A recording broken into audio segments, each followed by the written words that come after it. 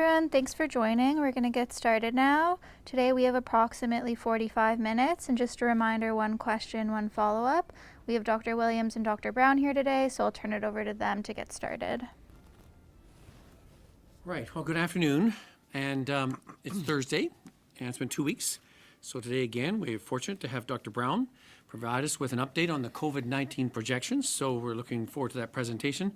And following that, and some comments, I'll have some reflections on our numbers that we've seen since our briefing on Monday, and on the with Dr. Brown's modeling as well. So with that, because I know there's a fair amount to present today, I'm going to hand things over to Dr. Brown in his presentation. So thank you for being with us today. Thank you, Dr. Williams. So this week, we will share data that has some hope in it, but it's hope that requires a commitment. The third wave of COVID cases appears to be cresting now. The strain on our hospitals will continue for some time. If we keep our commitment to getting our case numbers down, we can sustain our health system, and we can look towards a new normal that is hopefully better than the one we left when the pandemic started. All of us are doing this together. In the decision to stay home, to stay away from work when you're feeling ill, in the decision to wear a mask when we are out. If you run a business, this curve is turning around because you're helping your employees to stay home when they're sick, because you're keeping your workplace safe, or, as hard as it is, closed. Vaccination is increasing in our hotspots and has just been announced. Doubling down on this commitment means the cases will come down faster. So thank you. So there's clear reason for hope, but this hope requires a commitment, a dead-set determination to see the job through. It requires staying the course and making sure that we make the third wave the last wave, that we control spread so that our vaccination efforts have time to take hold. So the three key messages in the data we will share today. First, many countries and jurisdictions have been here before. It's tempting to relax when the numbers start to turn your way, but it will not work.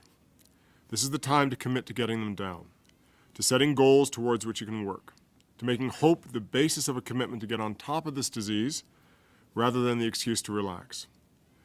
We still have a long journey in front of us, and please know that the way down will be slower than the way up, particularly for our hospitals. So while we've had a good start, it's nothing more than that. We cannot afford a fourth wave, and we cannot let the new variants into our system at such a challenging time. This means we need to restrict movement into and around the province. The second thing I take from these data is that we, Ontarians, actually have the power to turn the tide of this pandemic. The third wave isn't cresting on its own. You are making it happen. It's happening because of our daily choices together. That's important. And as we continue to make these decisions that protect all of us, we give the vaccination campaign time to succeed. I want to note as well, though, that these are very hard decisions, and they're harder for some populations that have to go to work, our essential workers. And so we should never forget that it's not just about choice, it's also about the circumstances that people face in day-to-day lives. Finally, you'll see how the impact of COVID-19 is as enormous as we describe it, and it does stretch beyond just patients with the disease. Our healthcare system is no longer functioning normally. We're taking the most critically ill patients, we're putting them in helicopters and into ambulances, and moving them across the province because we're searching for beds. Nurses and doctors are attending to patients in field hospitals. We are now backlogged 250,000 surgeries. I'm grateful for the providers from across Ontario and across Canada who've rallied to help our most challenged hospitals. It's important to note that this is an incredibly challenging time for our health system, and that has not changed, even with a crest in the case numbers. Other stories have shown this week how ruthless COVID-19 can be. We have to be equally ruthless with this disease, and we need to commit to getting our numbers down once and for all, using all the available means at our disposal. We know what to do now, and it's starting to stick. It's starting to work. And this can give us all hope. The key thing now is to stick with it. We have the power to end this pandemic if we stay committed to the course. But before we get into the numbers, I do want to add one more important thing for Ontarians. We are as worried about the missing patient as we are about the wave of COVID-19 patients in our hospitals. We know that there are people who need care, who need to be in hospital, who aren't coming, people who need urgent attention. While it's true that our hospitals aren't functioning normally, they're still able to care for patients who need urgent help. To be clear, it's not safer to stay at home when you need help. even now. If you need a hospital, please get to a hospital. With all that, let's get into the numbers. And my apologies as we move into the presentation. The sign language translation will disappear. It'll return immediately following the presentation. Great. So let's start with the key findings. As I said in the introductory comments, the efforts of Ontarians are making a difference. Cases are cresting, but they're cresting at a very high level. ICU occupancy is at record highs and continues to climb, and our system is under incredible pressure, unlike it's ever faced before. Workplace mobility is still too high. Limiting essential workplaces and keeping sick workers at home will help control cases. Clearing the surgical backlog will be an enormous challenge. Vaccination distribution is more equitable because it is focusing on hotspots. Continuing this progress and increasing the vaccination rates in our hardest hit communities will be essential to progress. Ontarians can make outdoor activities safer with distancing and masking when close to those outside their household. Indoor activities, I want to remind people, pose a significant risk. So let's look as we start as we always do by looking at case rates across public health units in the province. You can see that cases are flattening, but pockets of growth do remain in hotspots. And this level of growth, in some cases, is still exponential, and that's the type of growth that can explode very, very quickly. You can see here that there are an increasing number of public health units, although still not the majority, that are reducing their cases. And I should point out as well that the case rate right now is still very high, what we consider well above the control or red level in the province. For those of you who've been looking at the recent or are interested in the recent reproduction numbers, the tendency or the likelihood that someone passes the case on to other people, it's about 0.9 right now. So that means that we're starting to see a deceleration. We're starting to see a cresting in the number of cases. But important to keep in mind as well that the number of cases is still very, very high. Here we're showing test positivity rates, the proportion of tests that are positive. These are still very high across Ontario. You can see that it's about 8.9% when we calculated the chart earlier in the week. It's fairly consistent at this level, and this again is a very high level of positivity. This is above what we would have considered before, above the red or control zone, so it's a very high level of positivity. So high case rates, high positivity rates. And if you look here on this slide, testing rates are flat or a little bit down. So we always look at three numbers when we look at the current state of the pandemic. We look at the number of cases, we look at the percent positivity, and we look at the testing rates. And so cases are flat, positivity is high or maybe up a little bit at times, and testing is flat or a little bit down. All this means is that the current plateau is very precarious. This is the place where you can either start to drive down the pandemic, drive down the case rates, drive down the number of hospitalizations, drive down the number of admissions to ICU, and drive down the number of deaths. Or if we see a change, as we've seen in the past, you can see a substantial exponential growth in the cases and really a continuation of the third wave or a fourth wave. Continuing on here, you can see the proportion of cases, which are variants. The orange part of the graph represents the cases that are variant-driven cases, predominantly the B117 variant, which is the variant initially identified in the United Kingdom. As you can see, and as predicted, the proportion of cases that are variants is exceedingly high. It's now more than 90% of all cases are a variant, a new variant in the province. Although most of them are B117, the prevalence of the other variants, the ones that were first identified in South Africa or Brazil, are increasing, and we have seen now in this country the variant that was first identified in India. I think it's important to point out that as new variants emerge, it's critical to keep control over the entry or restrict entry into the province so that we control the entry and the spread of potentially more dangerous variants that could be vaccine escapees. Let me go on now to mobility. Mobility within your community is really a marker of risk behavior. It's not a exact sort of correlate or cause, of case spread, but it's a marker of high-risk behavior. What's good here is that mobility has come down substantially. This is overall mobility. You can see a dotted line on the chart. That's the mobility threshold, the rate of mobility or the level of mobility at which we think it's necessary to be below to drive down case rates. You can see that mobility here has now crossed that threshold, and that's what's helping create the crest in cases and hopefully a decline in the number of cases. I will say it was steadily down when we calculated this a little earlier in the week. The data from today looks like it might be slightly up, so it's important to consistently and constantly try to keep this mobility limited as well to try to keep case numbers down. Here you can see three different types of mobility. I think it's really important to note that retail and recreation, transit mobility, those have had very, very clear drops, but workplace-related mobility remains too high. And reducing this mobility will help us further drive down overall mobility and help us further drive down case rates as well.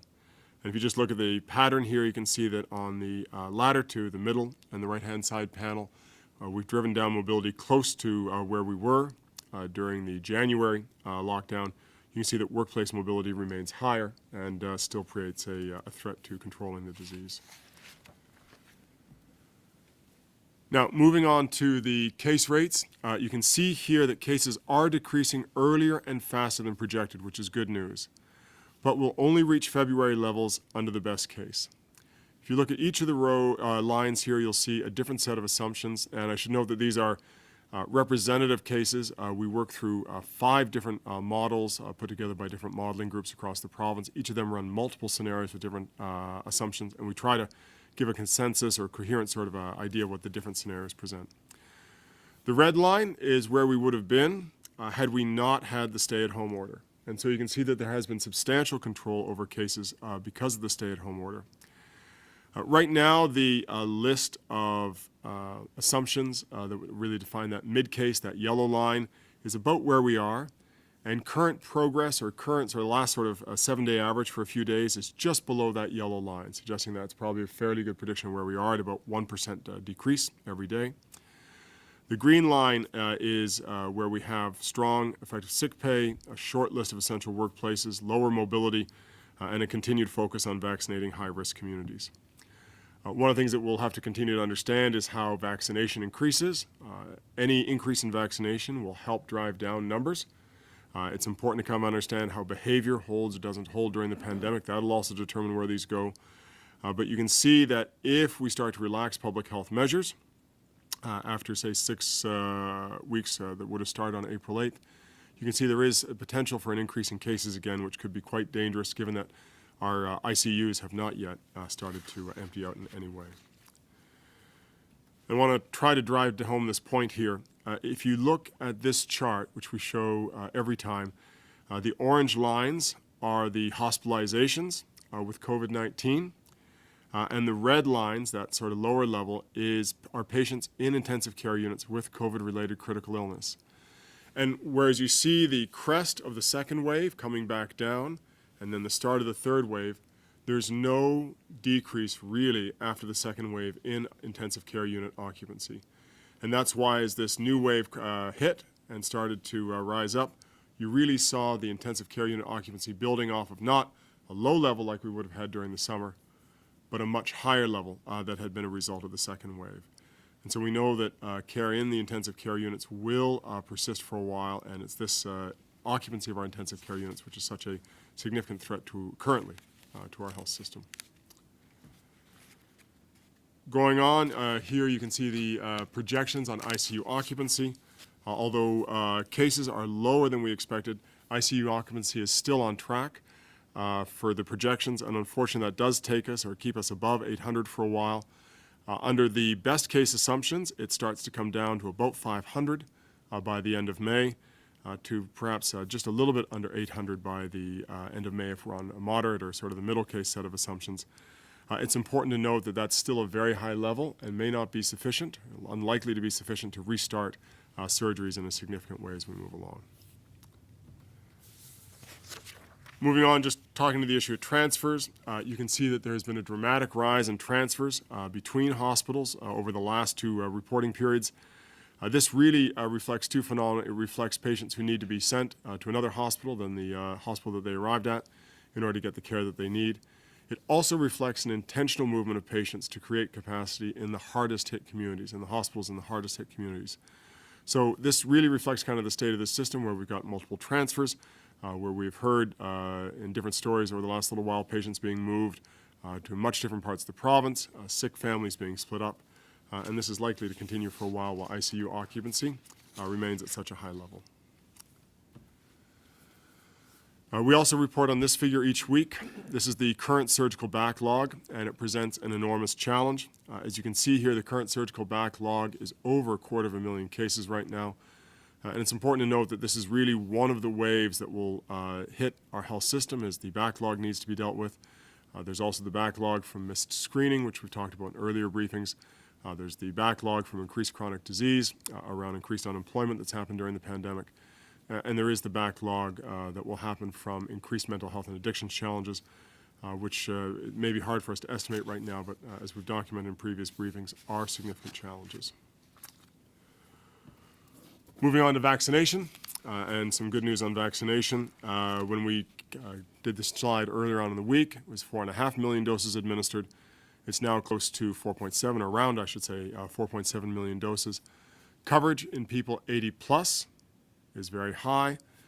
Coverage in people 70 to 79 has increased substantially. The dark blue part of each of these figures represents people who've received at least a first dose. The light blue really reflects people who've made an appointment for the vaccination. Yellow reflects people who are still waiting to be vaccinated or who have not signed up for an appointment or have not received one. You can see it's improving as well in the 60 to 69 age category. Still a long way to go, though, in 50 to 59, and obviously under 50, still very low, although improving levels of vaccination. And this is an area where we're starting to see trends in the right way.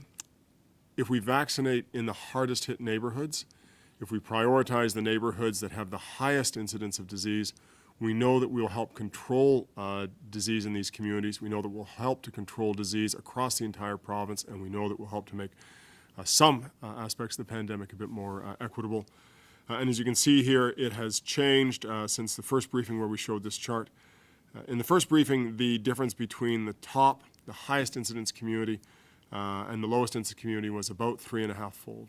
And this means that if you were living in one of the lowest risk communities in the lowest incidence community, you're about 3.5 times more likely to get a vaccine than if you were living in the highest risk community. You can see that those numbers are roughly comparable, and that trend needs to continue so that you see that the people who live in the highest risk communities have the highest level of vaccination by far. You're starting to see some of this trend in the age group between 50 and 69. This is positive, and this is a trend that needs to be reinforced and encouraged as we go through control of the pandemic. I want to finish off the new slides today really talking about the fact that outdoor settings are safer. It's about a 20-fold lower risk to be outside, but it's still important to take precautions when outside. If you are outdoors and you can physically distance from other people who are not in your household, you probably don't need to wear a mask. But if you can't, then you do need to wear a mask. And so if you're out for a walk in a park with your own household, you can effectively physically distance from other households. Probably okay not to be wearing a mask, but if you're, say, on a playground, it's important to try to wear a mask to make sure that you prevent the transmission of these highly, highly, highly transmissible variants. So back to the key findings. Cases are cresting right now, but they're cresting at a very high level. ICU occupancy is at record highs and continues to climb, and our system is under incredible pressure right now. Workplace mobility is too high. Limiting essential workplaces and keeping sick workers at home will help control cases. Clearing the surgical backlog will be an enormous challenge. Vaccination distribution is more equitable because it's focusing on hotspots and it's more effective. There's no trade-off here. Continuing this progress is essential. And Ontarians can make outdoor activities safer with distancing and masking when they're close to those outside their household. Indoor activities do pose a very substantial risk of transmission, and not just in that setting, in every other setting to which those people move afterwards. With that, I'll move to a quick view of the contributors who've helped with this week's briefing and provided material. And then I'll close on the members of the consensus table and the scientific advisory table who've provided this information. Thanks. Dr. Williams, back to you.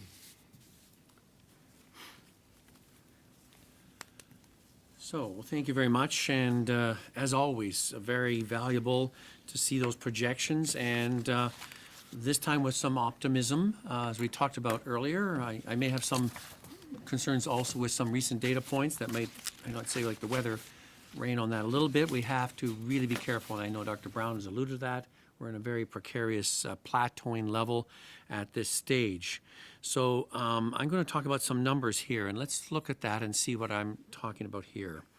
Since we last reported, we have had 10,616 additional cases of COVID-19 since Monday. And that's a significant amount. As Dr. Brown said, we're plateauing maybe at a very high level, not at a low level. And I want you to pay attention to the numbers as I tell you here how we went. On Tuesday, we had 3,265 cases. On Wednesday, we had 3,480 cases. Today, we're reporting 3,871 cases. And I'll tell you what we're projecting for tomorrow in a moment. So you can see a steady increase as our volume of testing has gone up and our percent positivity has stayed up. Ontario's current 7-day average for cases is at 3,810. The good news is that was down from 4,176 last week and down further even than 2 weeks ago, where it was at 4,208.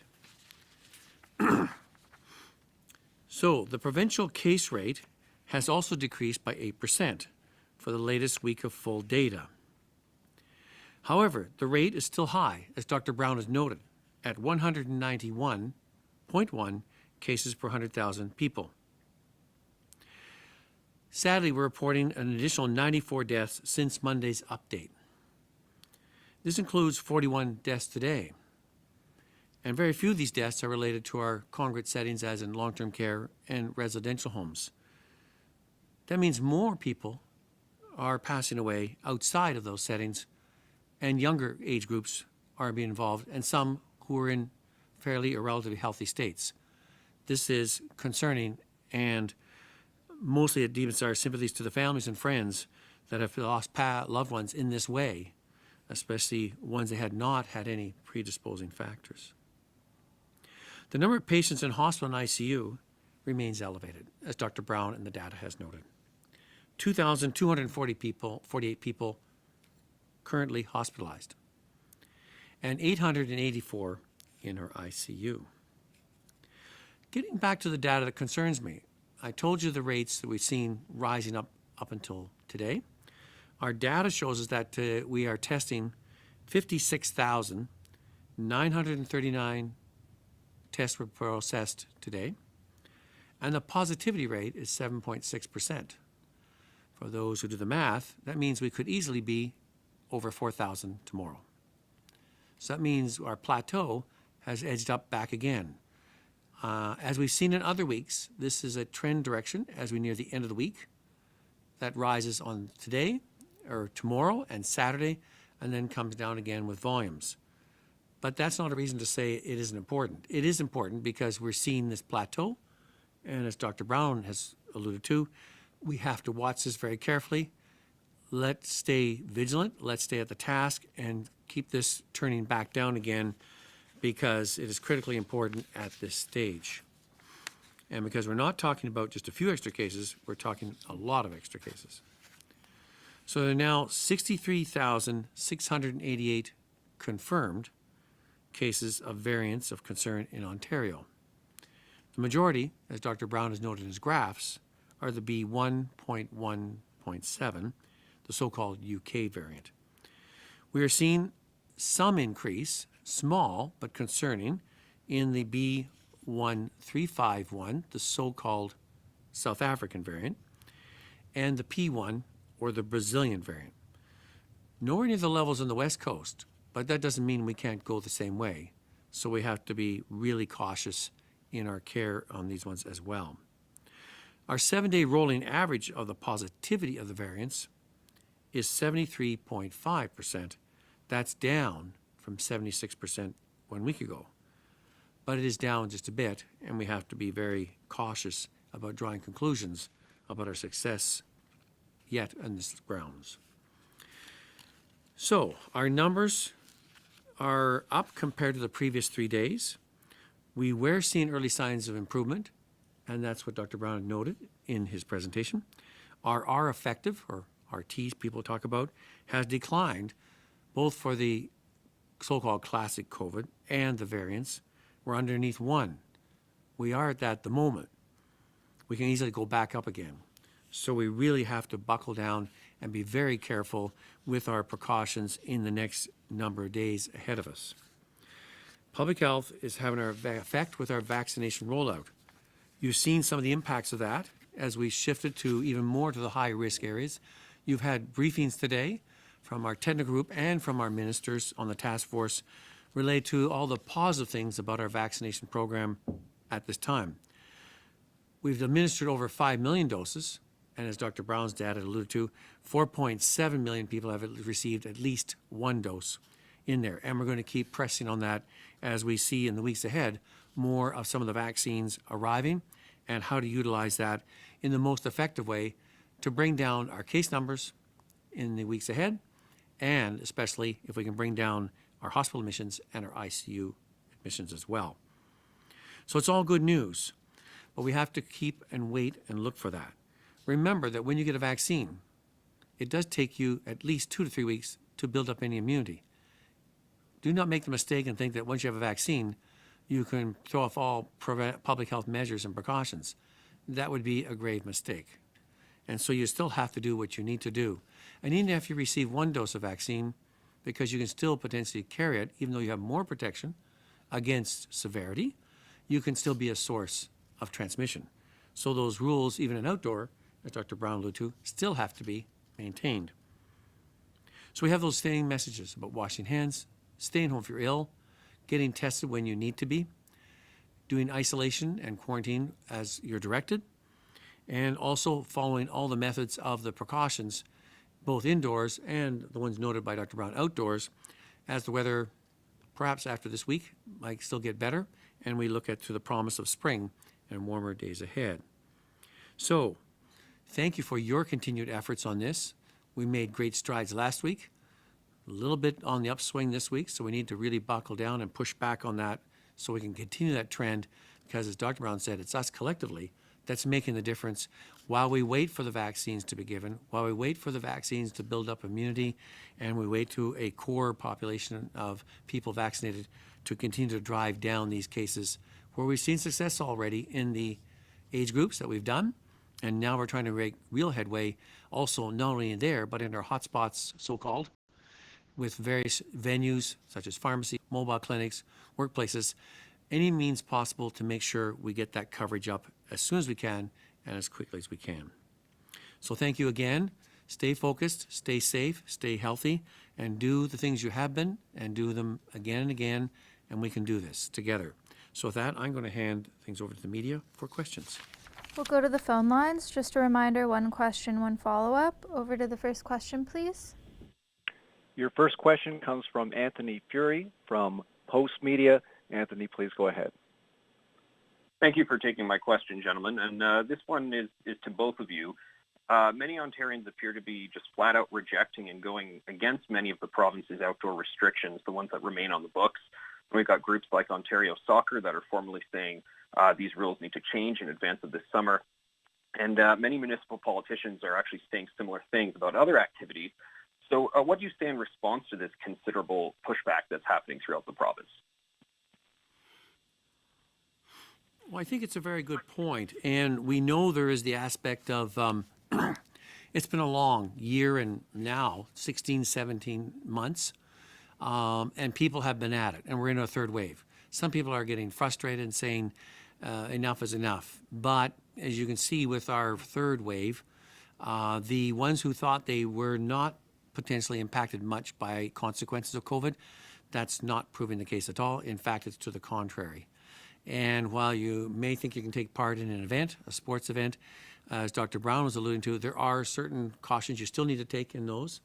We're looking at that, if you can maintain distancing and activity, and how to do it. Outdoor is better than indoor, of course, but it doesn't mean outdoor congregate activities without masking, without distancing, because the variants of concern with their high levels of aerosolization, especially heavy breathing with heavy physical exertion, yelling, cheering, whatever you're doing, or engaging in conversation at close range, it can be transmitted very quickly and very easily.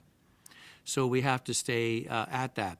We've seen where sometimes our professional sports teams with many levels of precautions and testing in place, nevertheless, have had transmission and outbreaks within their teams, in spite of a number of steps there. And that shows you how, even in young and healthy athletes, it can be moved through fairly quickly.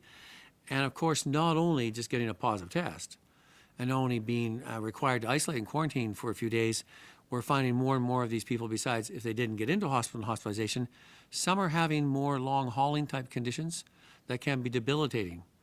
And we want to make sure that you understand that. We haven't got all the data we need on that, but it is making impacts. So I understand your frustration. I understand people want to do that. We are hoping to give more advice on some activities, how to do them in a safe way without compromising your health or of those people and teammates or whoever you want to try and do things with. How do you do it in a safe way as we work in a very high COVID reality at this time? I'm not sure, Dr. Brown, if you have any further comments, you're okay with that? Okay, well, thank you for your question. Next question. Follow up? Just to clarify, you mentioned outdoor congregate activities with masks. That's currently illegal in Ontario right now, and it's illegal for two siblings to do that together in a basketball court or whatnot. But it sounds like you're saying outdoor congregate activities with masks is probably safe, and that it sounds like you're saying there's going to be a revision coming soon about those rules. I'll ask Dr. Brown to comment. We're trying to we've been asking the science table for advice on outdoor. We know there is a decreased risk of transmission in outdoor. Nevertheless, one cannot throw caution away. And I know you're hearing this 2 or 3 rule, or 2 out of 3, and maybe Dr. Brown want to comment further from what the science table is doing on that. And then how does one apply that? When we talk about congregate, we're not talking like a big huddle and group that we've seen sometime in the parks where people just cluster and gather. You need those precautions. Ideally, even if you're outdoors, if you can, I would still like you to wear a mask and to keep the distancing in there. But then there are some situations where we're trying to address, can you actually do something a little bit compromising on that? We're trying to understand that better to try and give you some greater opportunities to expand on your outdoor activities without lowering your precautions and putting yourself at risk. I don't know if Dr. Brown, you want to comment on the science table review of this matter? Thanks. So, the simple sort of rule is pretty clear. Outdoors is good. It's a lot safer than indoors. And it's outdoors plus either masking, if you can't be distant from someone, or distancing with outdoors. I think the issue right now is that all of us want to be outside. I know that none of us like the lockdowns. I find them very, very hard, and I know many people find them much, much harder. But just at this point where we're cresting, we have to be as careful as we can, and so that when we can reopen, when we hit that level where we can think about reopening, schools, and then I expect sort of outdoor activities would be top of the list, given the importance of schools and the safety of outdoor activities. Next question. Next question comes from David Woodard from Global News. Dave, please go ahead. Good afternoon. This question is for both Dr. Brown and Dr. Williams. You say that this report gives us some hope, some optimism, but the data that you presented, I'm not sure if that's what Ontarians are seeing. Yes, there may be some cresting of the numbers, but it also shows that these severe public health measures can't be let up and no timeline as to when that can happen. It shows that ICU numbers are going to remain high, surgeries still being put off. So where is the hope in this data? So it's a very cautious hope. It's just the cresting of the cases, and it's exactly as you've said. It's a little bit of hope, but it's not the time to let up yet. And I would add, Dr. Brown was trying to show you on the data and graphs from our projections 2 weeks ago and 4 weeks ago. Without some measures in place, we would be not talking about worried about upper 3,000. We'd be talking to 8,000 to 9,000 cases a day, and we'd be a lot worse off. So we have shown again that we can impact that by our public health measures. We collectively can do that. So that's the optimism in there, because people say it doesn't seem to matter. It does matter. We are making an impact. But you can't say, okay, we gave it a couple of weeks effort, let's just roll off. That's not how it works. You have to keep your vigilance up over a period of time. And so we're asking you to stay at the task. We're looking at ways that we can get some things back to you, more of the outdoor activities as the weather improves. So we're trying to do our part to understand your frustration and your perplexity on the matter, and trying to show you that the optimism is that we are making a difference.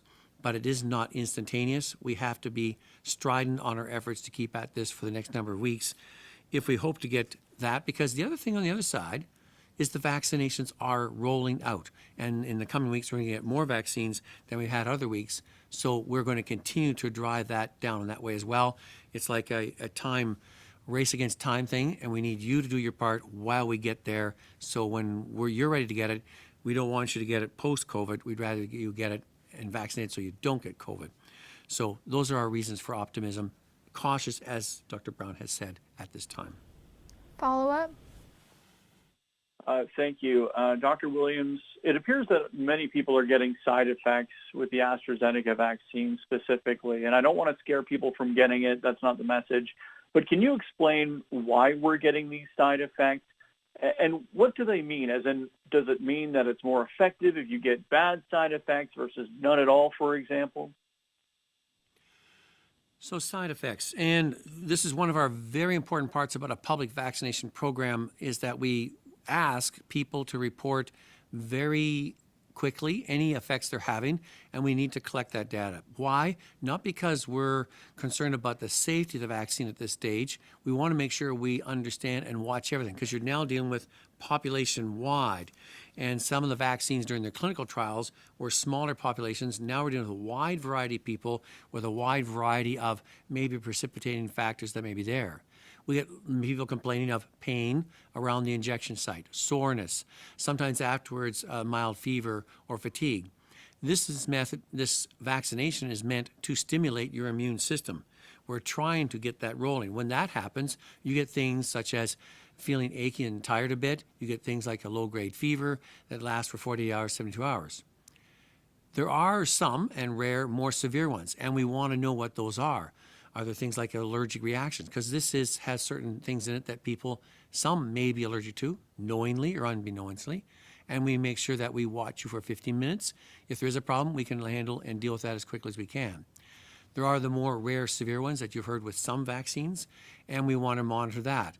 And what is that rate? So far, we're looking at less than 1 per 100,000. We're talking mostly about the AstraZeneca. And some of the others, we see some with the mRNA vaccines too, especially people who have received their second dose, feeling even a stronger reaction in there. But that's part of stimulating the immune system. I'm not saying no pain, no gain, but it does tell you that it is impacting and it's stimulating your immune system so that you're ready to fight off the COVID infection and not become ill. And hopefully in the future, you don't even transmit to anybody. So we are monitoring. We'll be bringing to your attention if there's something of undue concern and interest. We will make sure we update you as fast as we can.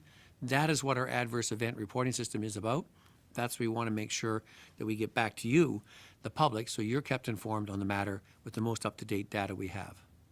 Next question. The next question is from Rob Ferguson from the Toronto Star. Rob, please go ahead. Hello, gentlemen. I'm wondering from Dr. Brown, is 50% of vaccines, sending 50% of the vaccines to the 114 hotspots for a 2-week push, is that enough to do what the science table wants to do? And should it be reduced to those 74 hotspots that have been talked about as being worse? Thanks. So what we've really been pushing for is about 4 weeks of vaccination at 50% of the vaccines going to the hotspots. Anything that increases vaccination in those hotspots is good, but I think the longer we can maintain that to really get coverage as high as it can in those communities is excellent. We've not done the analysis comparing the two different sets of hotspots, so I can't answer the second question. Yeah, and I would add, Rob, not only putting more vaccine into those areas, we're also decreasing the age in there. So we're using lots of different methods to get to those. Mobile clinics, workplace vaccinations, trying to make other centers of cultural and ethnic zones of areas of trust and confidence, using those as well. So we're using whatever we can to make sure we get those vaccination rates. And the important thing is, as Dr. Brown showed you in his slide deck, is that we had a differential in the past. We're starting to level that. We'd like to even move that even further. And so we can try and decrease the cases that we're seeing in there. But we have our work ahead of us, and this is a good step in the right direction and following the recommendation of the science table. Follow-up? Yes, thank you. And again to Dr. Brown, just wondering, with the modeling that you've presented and with about 3 weeks left, excuse me, in the stay-at-home order, where do you think we're going to be on May 20th, and what do you think that portends for whether the stay-at-home order would need to be continued? So, I just want to pick up as well as, on the last question before I move on to the new question. The impact of the pandemic is incredibly inequitable. Allocating 50% of the vaccines towards the highest risk communities is a good step. Doing that for as long as we can to make sure that we get those rates down in those communities as far as we can is an even better step. But it's not going to be enough to eliminate the inequity of the pandemic in any way. It's on the broader question of the equity of its impact, it's a good step. Where we'll end up in the middle of May, I think the case counts are pretty clear. I think we can hope that they may be lower, but that really requires us to get to those best case assumptions. What I'll want to say is that you can't really base it, though, only on the case counts. We need to see the case counts down. We need to see the ICUs down. And we need to be looking at the vaccine coverage, assuming that it continues well. That'll be hopefully good news, but watching that vaccine coverage and its impact. So we need to make sure that we get a whole bunch of things down, not just the case counts. If we are still at a very high level of cases in the middle of May, it would likely mean, if you want to continue to push the cases down, that you need to actually push down further and probably maintain public health measures. Next question. The next question comes from John McGrath from TVO. John, please go ahead. Dr. Brown, I'm looking at slide 9 and the best case assumptions, the effective sick pay, shorter list of essential workplaces, lower mobility, and continued focus on vaccinating high-risk communities. I know you were just talking about the priority for hotspots, but you've also, I think, probably been paying attention to developments in the last few days, including the new paid sick leave law. Without asking you to predict where policy and politics might go from here, as of today on Thursday afternoon, is the current policy status quo compatible with the assumptions of the best case scenario? No. And with the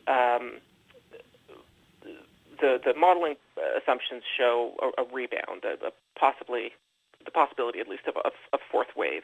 And I'm just wondering, given the levels of vaccination that we are anticipating based on the briefing we received earlier today, it's surprising to me that there's a potential for at least such a strong rebound. And I'm just wondering if you could explain, how would there be that rebound when the soil is not going to be quite as fertile for the virus in May and June? So, it's a very good question. The rebound, particularly on the best case, is a relatively low rebound. You can see it starting to crest already there and then coming back down. So it's a smaller rebound, and you can see even with the moderate case, it starts to crest there in the chart on the cases. So it is a smaller rebound than we might have seen, and hopefully it's something that we can control and that it doesn't impact the system too much. Now, I guess the point here is, it's not just the level of cases, though. As we get more and more vaccination, as we get more and more people protected against the disease, it's also about the other indicators of health system and public health system capacity so that we can kind of reopen without jeopardizing the health system. Reopening at a high level of ICU occupancy, reopening at a place where we can kind of throw that system back into crisis is not what we want to do at this point if we want to protect the health system. Next question. Next question comes from Jeff Gray from the Globe and Mail. Jeff, please go ahead. Oh, hi. Thanks. Yeah, just picking up on that. The green line assumes effective sick pay. So is the 3 days that we've just learned about and seen passed today in the House, is that effective sick pay? So we've modeled the strong effective sick pay as beginning immediately, lasting for essentially 2 work weeks, so 10 days, and being at a level that allows people to not have to make difficult choices. What you saw is something that goes, it deals with the quick initiation of it, paid through employers. It's at a higher level, and it is for a shorter period of time than we'd suggest is necessary. So it's a good start, but it doesn't reflect the assumptions that we've made based on the programs we've seen elsewhere. Follow up. Just follow up on the previous question about the line that then dips, or not dips, but goes back up into June and July there. That's assuming the stay-at-home order ends on the date it's supposed to end. Is that right? Or so is it possible that if that is extended, that line then changes? We don't see that return? Right. So we presented modeling at the last briefing that showed what a longer stay-at-home order would look like. I would assume, I think you can safely assume that it's the same type of difference. The longer you stretch out that stay-at-home order, the further you press down the line, the more time vaccine has to take a hold, and you may not actually see a rebound if you're able to continue it. Last question. The last question comes from Randy Rath from CHCH TV. Randy, please go ahead. Yeah, hi, doctors. Thanks for taking my question. Dr. Brown, you said something earlier that I didn't quite catch about a variant escaping the vaccine. It seems to me that you were saying that you were worried that a vaccine or a variant that has escaped the vaccine would take over in a fourth wave. Could you elaborate on that? And what were you saying? So right now, the dominant variant that we have in Ontario is vulnerable to the vaccines. The vaccines do work against that variant. But we know that some of the vaccines, for instance, the AstraZeneca, have not performed well against some of the variants. For instance, the B1351, the South African variant. If we see new variants entering the province that actually don't respond to the vaccines, that creates a real challenge because it means that the vaccines don't provide that protection. Follow up. We've heard all along that, take any vaccine you can get. That seems to put into question the AstraZeneca vaccine and its efficacy and if people should wait to get a different vaccine, does it? No. What you see right now is a variant that is susceptible to the AstraZeneca vaccine, the B117, which is the overwhelming dominant vaccine. If we can get that level of protection up in the population, that will really help bring down the pandemic and allow control of any variant coming in. I think, in some ways, our greatest concern is about variants coming in that we really don't know much about, which is why restricting entry into the province is really important. But, if you make this sort of a personal question, I'm on a wait list right now for an AstraZeneca vaccine. And I would add that I think we're at the federal level with our team, our CMOHs, we are reviewing the matter. We have found, like Dr. Brown has alluded to, the early study with the AstraZeneca, with the South African, the study had some questionability on it. We're reviewing that matter. We're still looking at it has a 58 to 68% efficacy against all the strains at the moment with one dose of the AstraZeneca, higher with the so-called mRNA vaccines. And then we're going to get some more data shortly when we start to move into the Johnson & Johnson. The 2-dose has even more effectiveness on that. So still the risk of COVID is way much higher than any concerns on with the AstraZeneca vaccine. And like Dr. Brown's book to get his and other people there, because when your turn comes up, pick whatever vaccine you can get to move on that one there. And I know people have asked some questions about in the future if we have other ones. Our National Advisory Committee is making recommendations looking at whether one can mix and match if we have to, because supply is an issue. And sometimes you get more of one and some more of another. We've gone through a little bit again of a quieter period, but we're looking for more vaccine to come in the next few weeks. So we really hope to pick up the pace again and try and get as many people done as soon as possible. So be patient when your turn comes up. We would like to see you. We want to make sure you get your vaccine and we get it as soon as possible. Thanks, everyone.